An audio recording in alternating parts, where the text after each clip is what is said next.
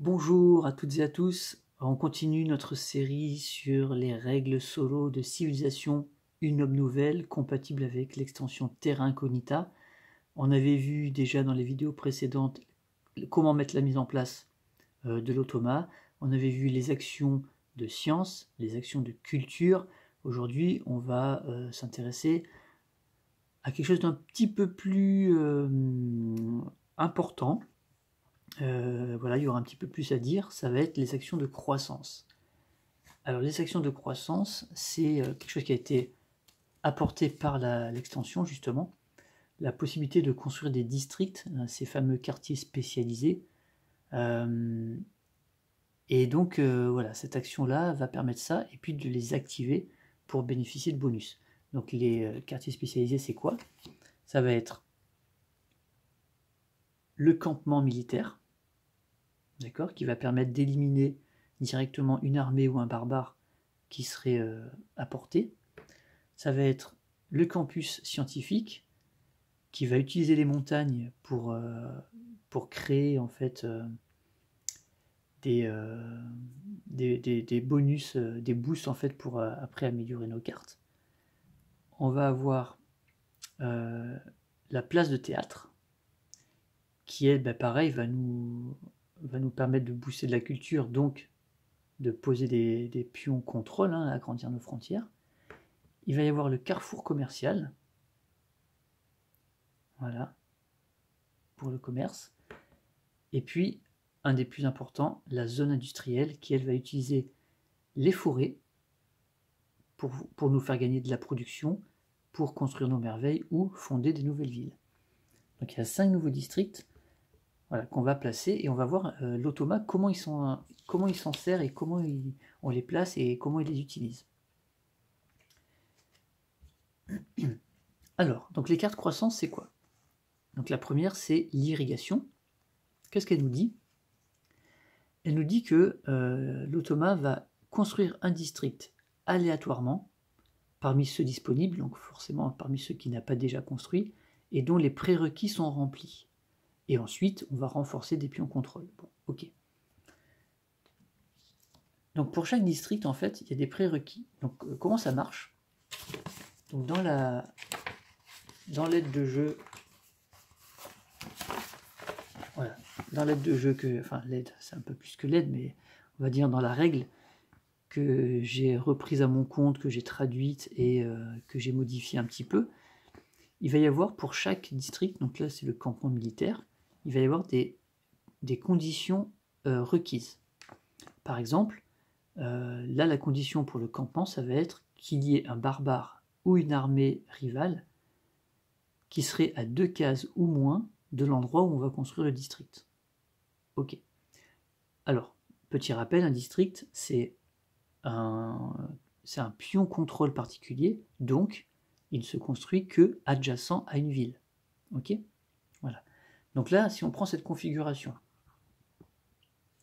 on revient un petit peu. Donc on va enlever ça, puisque on n'aurait pas pu de toute façon construire une ville ici.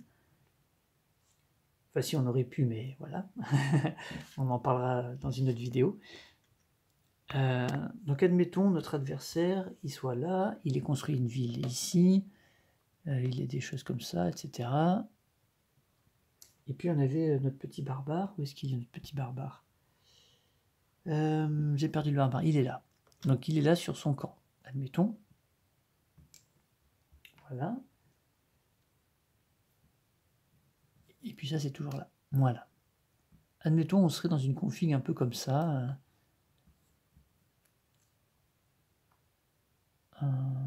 Voilà, plutôt comme ça on va dire.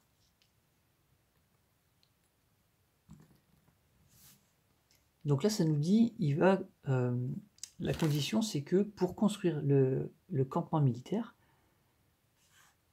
il faudrait qu'il y ait un barbare ou une armée rivale à 2 cases au moins de ce district. Donc là potentiellement il pourrait, puisqu'il y a un barbare qui est présent ici, il a la possibilité de construire un district adjacent à cette ville, donc ici ou ici, donc un campement militaire, pour pouvoir s'occuper de ce barbare là et le dégommer un peu plus tard. Donc là il serait bien à 2 cases. Voilà. Donc ça c'est la condition est remplie pour construire ce district-là. Donc on va le valider. Ensuite, quelle est la condition pour, on va les mettre dans l'ordre, pour la place de théâtre? Donc dans la règle, on nous dit, alors est-ce qu'on va le voir là? Je ne suis pas sûr.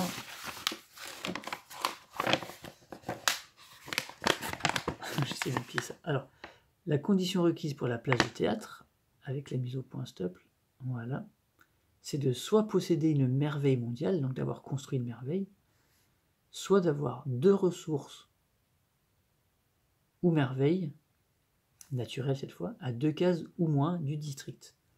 Donc là c'est possible aussi, puisque si on regarde bien, il y a 2 cases potentiellement intéressantes. En construisant la place de théâtre ici ou ici, il aurait au moins une merveille et une ressource disponible, donc la place de théâtre peut l'intéresser. Donc c'est validé. Ensuite, le carrefour commercial, il nous dit, je ne vous remontre pas parce que c'est un peu galère, avoir 2 villes majeures ou avoir 2 cases de désert qui seraient sur ou adjacentes au district. Alors, ville majeure, il n'en a pas. Aucune de ces 2 villes n'est majeure. Par contre, on a 2 cases de désert ici. Donc potentiellement, en construisant le carrefour commercial ici ou ici, il aurait bien 2 cases de désert sur ou adjacentes au district. Donc le carrefour commercial, c'est validé, ça peut l'intéresser. Ensuite, on passe à la zone industrielle. Je vais les mettre dans l'ordre, voilà. Donc la zone industrielle, la condition c'est quoi? C'est d'avoir 2 cases de forêt sur ou adjacentes au district. Et là on voit que dans son empire, il n'a quasiment pas de forêt, il n'en a qu'une ici. Donc il n'a pas les conditions d'avoir 2 cases de forêt qui seraient autour de sa zone industrielle pour pouvoir produire. Donc c'est pas assez, donc il considère que ça ne l'intéresse pas. Et ensuite il y a le campus scientifique, pardon. Donc là c'est la même chose mais avec des montagnes. Il faudrait avoir 2 cases de montagne sur ou adjacentes au district, cases de montagne ou merveille naturelle, ça marche aussi. Donc là, le campus, il pourrait le construire ici pour être adjacent à cette ville, et effectivement, en le construisant ici, il aurait 2 cases de montagne sur ou adjacent à son campus. Donc, c'est validé. Donc sur les 5, il y en a 4 qui potentiellement peuvent l'intéresser. Et là, tout simplement, on tire au sort. On tire au sort avec un D4 ou avec une application qui vous sort des nombres aléatoires, comme vous voulez. Et après, il construit celui qui est désigné. Donc ensuite, il va y avoir des conditions de placement. Donc admettons, on va tous les passer en revue. Admettons, c'est le campus qui a été tiré au sort. Pas le campus, le campement militaire. Donc le campement militaire, pour le placement, on nous dit... La priorité, c'est qu'il y ait le plus de barbares ou d'armées rivales à 2 cases. Donc on avait vu que, en se mettant ici ou ici, il a autant de barbares et d'armées rivales à 2 cases, c'est-à-dire 1. Donc il peut se mettre là ou là. Là-bas, il ne peut pas parce qu'il ne serait plus à 2 cases. Ici, il ne serait pas à 2 cases. Donc il n'y a vraiment que ces 2 emplacements. Donc ça veut dire qu'on passe à la priorité d'après. Il va se placer sur la plus haute défense. Donc entre là des collines et là de la montagne, il placerait son campement militaire ici. Voilà, c'est comme ça qu'il jouerait. Pourquoi? Pour qu'il ait une meilleure défense s'il se fait attaquer en fait. Hein. Voilà. Et là on voit un peu la limite de ce système de l'IA, c'est-à-dire que en se mettant ici, en fait il se enlève pour l'instant la possibilité de construire un campus. Parce que là il s'est mis sur une montagne, donc il n'aura plus les montagnes disponibles pour le campus. Mais lui, il s'en fout complètement de ça. Et nous aussi, parce que comme ça, on n'a pas besoin de réfléchir. On tire au sort, on le met et basta. Voilà. Est-ce que je vais directement à l'activation? Je pense que oui. Donc comment ça fonctionne les districts, ça va se jouer sur le cadran d'événements. Donc ça va avancer, et puis quand il va arriver en début de tour ici, on va activer tous les districts de tout le monde. Voilà. Et donc quand il arrive ici, l'effet du campement militaire, c'est d'éliminer directement un barbare ou une armée rivale à 2 cases. Voilà. Directement, ils se font tirer dessus et ils se font éliminer. Donc là, il n'y a qu'une possibilité, il tirerait sur ce barbare, il éliminerait et il prendrait la récompense, hein, comme s'il avait tué avec son armée. Alors il y a une priorité aussi si jamais il y avait 2 éléments, c'est-à-dire que si... Alors moi j'avais mon armée qui était ici par exemple, admettons j'envoie mon armée vraiment là, donc en priorité, donc là comme il a la possibilité de tuer soit l'armée soit le barbare, il va regarder en priorité si l'un des deux est adjacent à une ville alliée. Donc là c'est le cas. Mon armée est adjacente à une de ces villes, donc il tirerait d'abord sur l'armée. Voilà. En deuxième priorité, ça serait adjacent à un district. Donc, par exemple, admettons, ça serait comme ça. Donc, il n'y en a aucun qui est adjacent à une ville. Les deux sont adjacents à un district. Et ensuite, la troisième priorité, c'est celui qui a la plus haute défense, donc il tirerait sur lui, qui serait le mieux défendu contre une armée, alors que lui, il tue directement. Voilà. Et ensuite, une fois qu'il a fait ça, il renforce un pion contrôle qui est situé à 2 cases ou moins de son district. Donc là, il aurait tué lui, par exemple. Et là, il pourrait renforcer donc 2 cases ou moins, soit lui-même, soit ces deux-là. Et il y a encore une priorité, il va renforcer les pions qui sont les plus proches d'un armée ou d'un barbare. Donc là, ça serait celui-ci. Et de toute façon, il privilégie les districts, de renforcer les districts. Donc voilà comment il fait. Là, il aurait renforcé, il se serait renforcé lui-même. Voilà. Si vous avez un petit doute sur quoi faire, renforcer les districts en priorité. Voyez s'il est menacé ou pas. C'est très facile d'adapter en fait la règle. Admettons c'était comme ça. Qu'est-ce qu'on pourrait faire là? S'il était comme ça. Si on reprend, donc il élimine une armée ou un barbare. Donc là, les deux sont à distance, sont à portée de tir. Adjacent à une ville alliée. Les deux sont adjacents à une ville alliée, à sa capitale. Donc là, il y a une double menace, il n'est pas bien. Adjacent à un district allié, aucun des deux n'est adjacent à un district allié. Égalité, la plus haute défense. Donc il choisirait celui qui est dans le désert. Donc le district tuerait ce barbare, il gagnerait la récompense. Et ensuite, renforcer un pion contrôle. Donc là, par contre, selon cette priorité, en privilégiant les districts, mais pions les plus proches de barbares ou d'armées rivales, il renforcerait d'abord celui-là.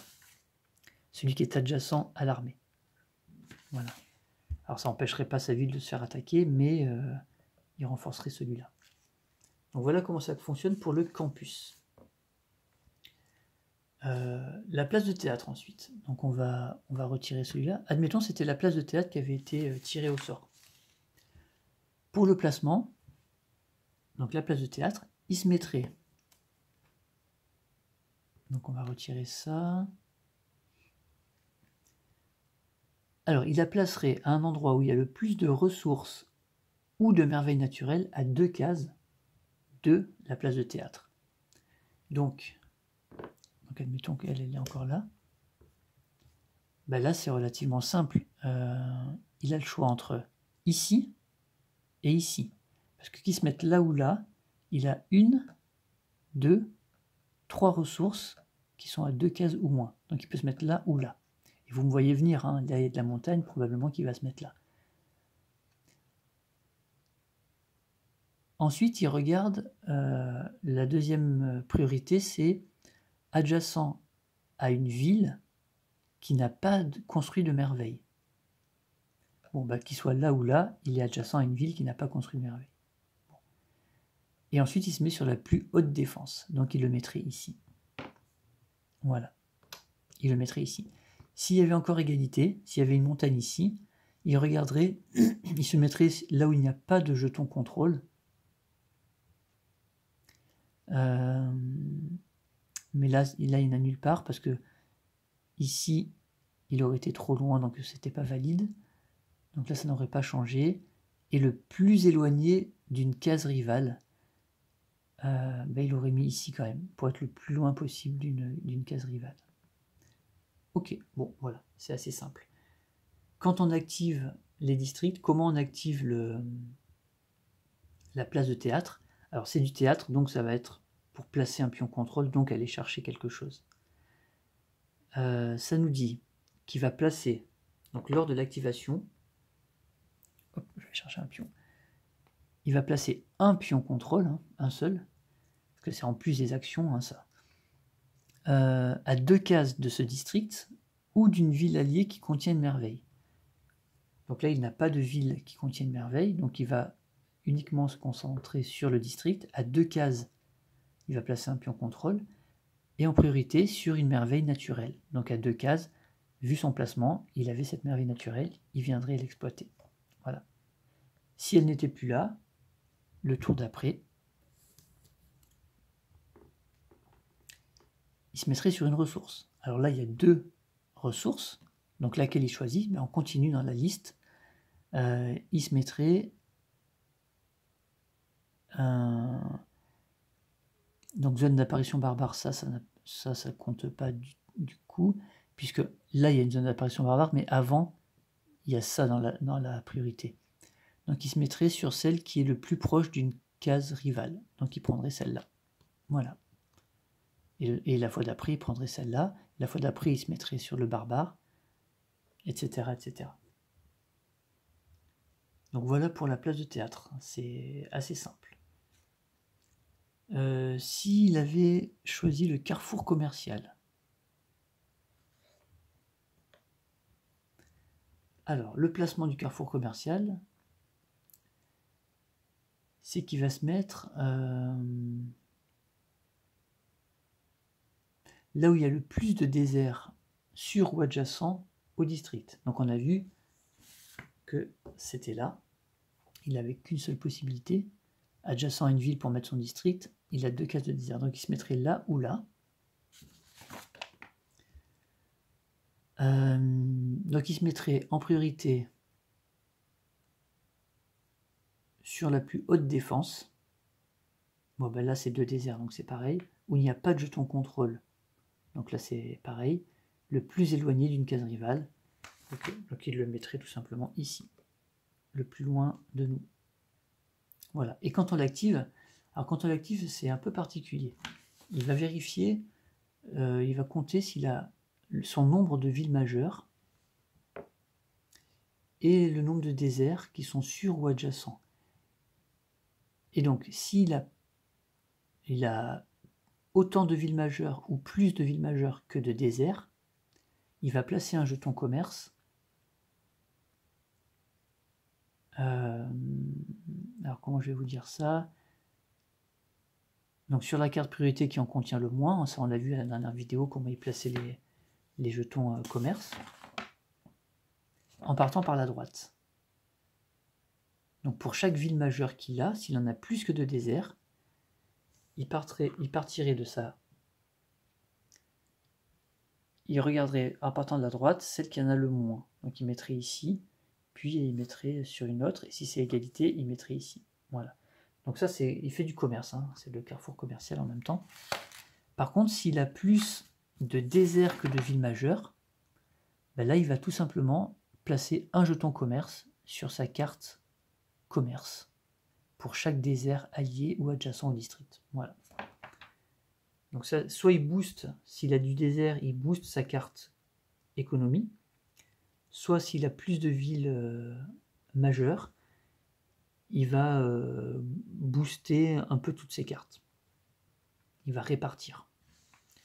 Donc voilà pour le carrefour commercial.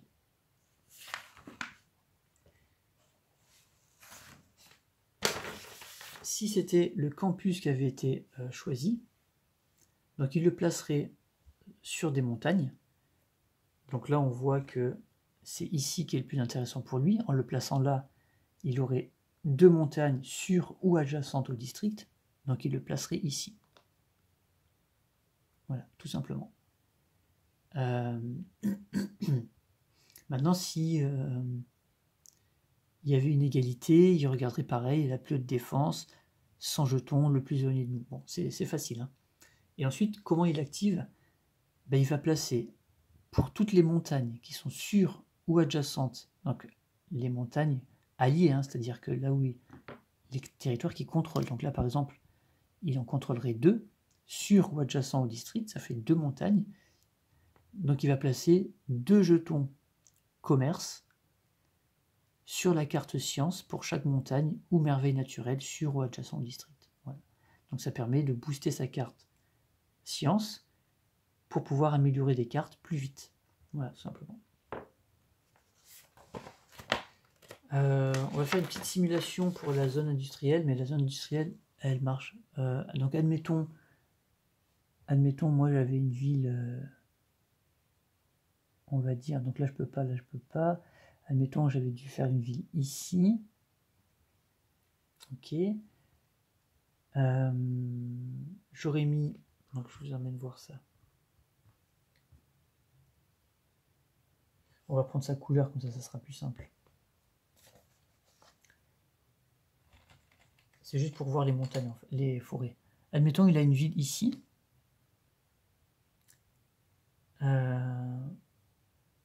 Donc là, il aurait probablement très rapidement pris ça. Ok. Donc là, il peut faire une zone industrielle. Pourquoi? Parce que en la plaçant là, là ou là, il aurait 2 cases de forêt sur ou adjacentes au district. Ces deux-là. D'accord? Donc où est-ce qu'il la mettrait? En priorité, là où il y a le plus de forêts sur ou adjacent. Donc il le mettrait ici. Parce que là, il aurait 1, 2, 3, 4 forêts. Il regarde là où il y en a le plus. Ensuite, sur la plus haute défense. Ensuite, sans jeton, etc. Donc là, il aurait remplacé son jeton pour faire en sorte que sa zone industrielle soit la plus efficace possible. Donc il aurait fait ça comme ça. Et au moment de l'activation, il aurait placé, donc admettons il avait ensuite réussi à prendre ça, il va placer, donc là il ne faut pas oublier qu'il y a une forêt, la ville est dans la forêt, donc ça compte. Hein. Donc il y a 3 forêts, donc pour chaque forêt sur ou adjacente à la zone industrielle, il va placer un jeton commerce sur sa carte industrie.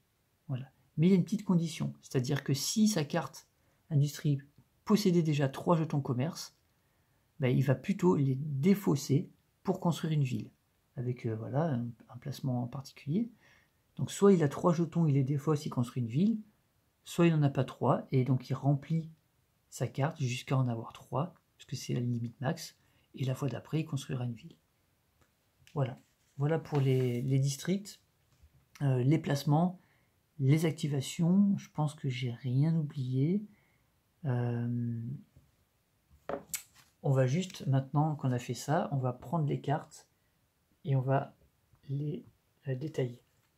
Donc, la première de croissance, c'est l'irrigation. Donc l'irrigation, ça dit donc de construire un district aléatoirement. Donc là, on a fait tous les détails, puis renforcer 2 pions contrôle.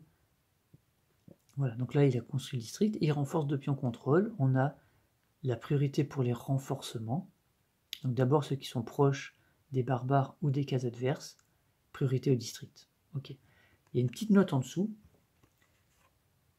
Ça nous dit que si on n'a pu construire aucun district pour l'automa, ben à la place, il va renforcer 5 pions contrôle et ensuite il va remplacer cette carte par la suivante, par l'ingénierie, et il la rétrograde.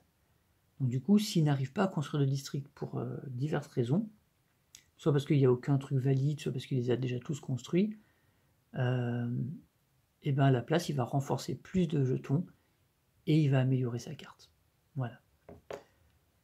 Donc l'irrigation, une fois qu'elle est améliorée, elle passe à ingénierie. Donc même chose, il va construire un district parmi ceux qui lui restent et dont les prérequis sont remplis, donc tout ce qu'on a vu auparavant. Puis il va placer un pion contrôle adjacent à un district allié qui peut être amélioré.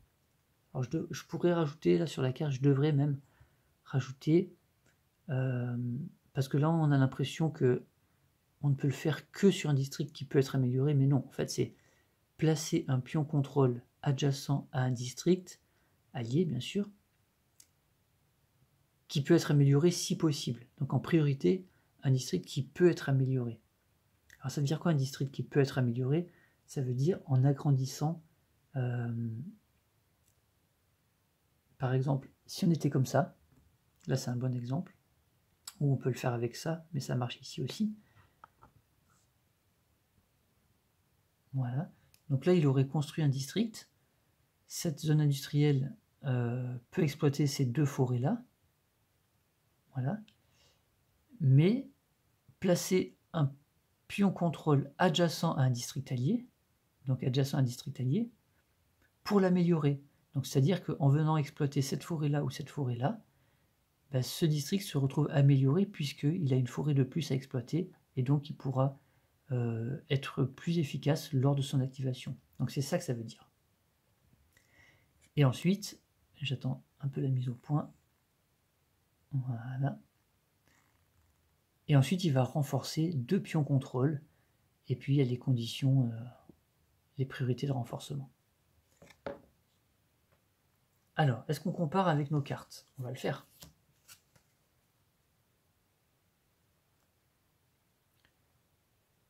Donc, l'irrigation, c'est exactement la même pour nous. Placer un district, mais sauf que nous, c'est ou renforcer, alors que lui, il fait les deux. L'ingénierie,